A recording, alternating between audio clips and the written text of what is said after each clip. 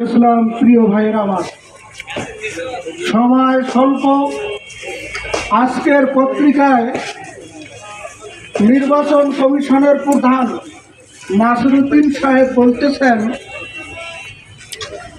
সংবিধানে পিআর পদ্ধতি নাই, সুতরাং পিআর পদ্ধতিতে নির্বাচন করা অসম্ভব। আমি নাসিরউদ্দিন সাহেবকে বলে দিতে চাই, সংবিধান যদি ঠিক থাকে, প্রধানমন্ত্রী শেখ হাসিনাও এখনো সরকার রয়েছে। কথা বলে ঠিক, প্রধানমন্ত্রী শেখ হাসিনা তার মন্ত্রী পরিষদ যদি সংবিধানের ভিত্তিতে ঠিক থাকে, আপনার নির্বাচন কমিশন অবৈধ।